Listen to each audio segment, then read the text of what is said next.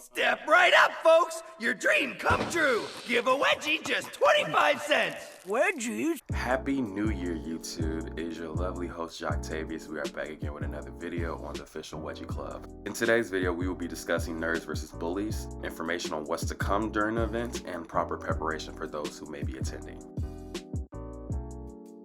So as you all know, if you watched my last video, which you should definitely check out, put in the link description below, I have went to the last Nerds vs. Bullies and it was just an amazing event. Just to give a brief background, brief. It's an event for all wedgie lovers to be able to come into one space, hang out with each other, hopefully make friends, and as always, get wedgie.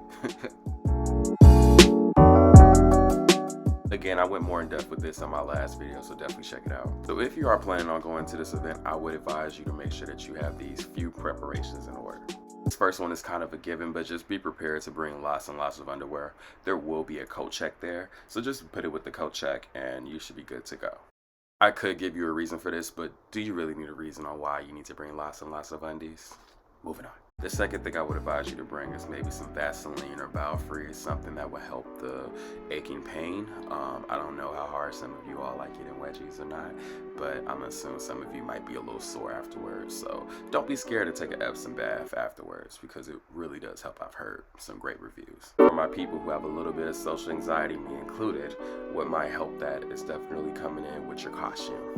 Even better if you maybe find somebody who may have the same outfit as you or a similar outfit. Like for example, if you're all coming in with nerdy outfits, maybe you can walk up to them and say, hey, are you here for the event? I can't guarantee if people are going to be nice or just be straight up jerks to you, but what I can guarantee is I will be there. Anyone who met me from the last event knows that I came and spoke to every single person that I saw. And so if everybody else is looking very intimidating to talk to, don't hesitate to come and talk to me. I want to make sure that we all have a good time at the end of the day. Possible places to stay and travel. New travelers, you have many different options on how you're going to get to Chicago. You can take a train, you can take a bus, you can take a plane ride, you can take your car if you're feeling bold, or if you're that close enough, you might just be able to walk.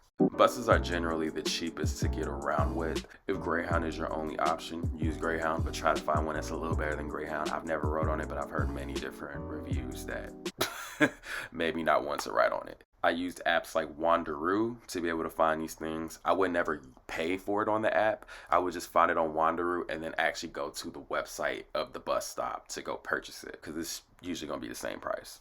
My advice is try to fit everything onto one bag or even maybe a carry-on if necessary, but you don't want to travel with too many bags, especially if you're going to an area you're not really too familiar with. The next travel recommendation I would say is trains. I've taken Amtrak before. It is usually very, very reliable and actually very, very quick. Again, you can check the Wanderoo app to see which trains or buses are available. It will tell you usually all of those things. Alright, just follow the GPS. There's really nothing I can tell you about that. But bring snacks. Plane rides for my big baller shot callers. You can always find last minute deals on Priceline. That's where I bought my plane ticket, and I'm flying on United, which is one of the good airports. If you can try your best not to fly on Spirit, definitely recommend, but if Spirit's the only option that you have, use Spirit. I've heard mixed reviews. Some people say Spirit is not that bad, but I ain't taking my chances with my life, you know what I'm saying?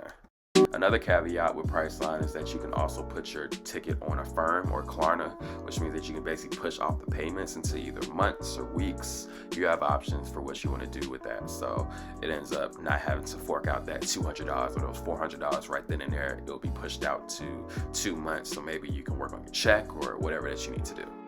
The location of the event will be in Boys Town, which is pretty much a gay-friendly neighborhood inside of Chicago. It's usually very, very safe. I haven't heard really too many things happening in Boys Town, so definitely look at the Airbnbs in the area. There are hotels also near the area as well as downtown that you can stay in. My only advice is stay within the city so that you can be able to take the train, or even better, if you stay in the neighborhood, you can just walk up there. It took us maybe 10 minutes to walk to the event last time, so that's how close we stayed.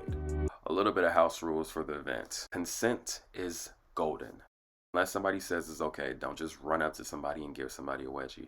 Don't also rip their underwear. Make sure you ask them what they are okay with and what they are not okay with before you do anything in this event. And let's have fun. This is a drama-free event. I don't care who you got beef with in the community. We're here to have fun. Keep that shit outside. Your costume doesn't necessarily need to be a nerd or bully costume. You can wear honestly whatever that you want. And the biggest house rule of them all, stay wedgie.